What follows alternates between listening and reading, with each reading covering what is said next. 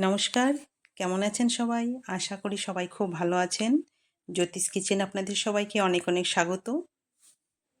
আজকে আমি এসে গেছি আপনাদের জন্যে আর একটা নতুন ভিডিও নিয়ে। আজকে আমি বানাতে চলেছি ঘি। তো বন্ধুরা, আপনারা দেখতে থাকুন ভিডিওটি। আমি কদিন ধরে দুধের উপরের যে সরটা পড়ে সেটা আমি জমা করে রেখেছি ঘি বানানোর জন্যে। তো কবে থেকে ঘি বানাবো বানাবো করে বানানো হচ্ছে না। তো আজ ভাবলাম যেমন করে হোক ঘিটা বানিয়ে ফেলি। তো দেখুন, আমি সেই সরটা ফ্রিজে রেখেছিলাম, সেটা এখন আমি বের করে খুব চামচের সাহায্যে ফেটে দিচ্ছি। এই সরটাকে সব মানুষ গ্রাইন্ডিং করে, আমি কিন্তু গ্রাইন্ডিং করিনি, চামচের সাহায্যে শুধু ফেটে দিয়েছি। অনেকটা সময় ধরে ফেটেছি, তারপরে এটা ফেটা হয়ে গেছে। এখন আমি কড়াই গরম করে কড়াইয়ের উপরে পুরো সরটা ঢেলে দিচ্ছি। এটা এইভাবে ফেটলেও হয়, এটা গ্রাইন্ডিং না করলেও চলে। তো পুরো সরটা দেওয়া হয়ে গেছে আমার। এবার এটা আমি সিম আঁচ করে জ্বালাতে থাকবো।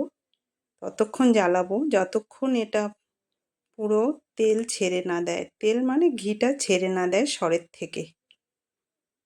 তো এবার আমি এটা ভালো করে নেড়ে নেড়ে, অনেকটা সময় লাগবে। ধীরে আঁচ করে করলে অনেকটা সময় লাগে, আর জলদি করতে গেলে সরটা পুড়ে যাবে। তার জন্য সিম আঁচ করে করা হচ্ছে। আর এইভাবে ফেটতে থাকবো। দেখুন, ফেটতে ফেটতে প্রায় ঘি একটু একটু বেরোনো শুরু হয়ে গেছে। আর নেড়ে দিতে হবে বারে বারে, না হলে নিচে থেকে পুরো লেগে যায়। দেখুন কতটা ঘি বেরোচ্ছে। একটু সময় নাড়া না দিলেই নিচে থেকে লেগে যায়। তো এইভাবে নাড়তে হবে।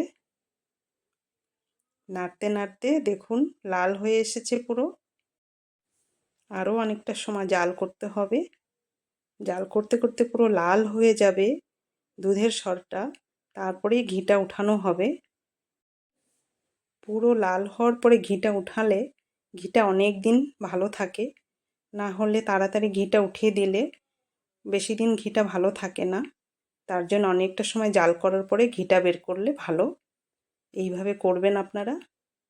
দেখুন পুরো লাল হয়ে গেছে দুধের সর পুড়ে, আর এখন কত সুন্দর ঘি বেরিয়ে গেছে।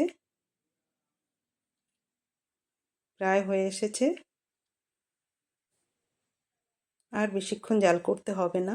দেখুন ঘি হয়ে গেছে। এবার আমি গ্যাস চুলিটা বন্ধ করে দেব। একটু ঠান্ডা হয়ে যাবে, তারপরে আমি ঘিটা বের করব। দেখুন ঘি হয়ে গেছে। এবার ঢেলে নিচ্ছি আমি বাটিতে। ভিডিওটি দেখার জন্য আপনাদের ধন্যবাদ। যদি ভালো লেগে থাকে তাহলে প্লিজ চ্যানেলটিকে সাবস্ক্রাইব করবেন। সবাই খুব ভালো থাকবেন, সুস্থ থাকবেন। ধন্যবাদ।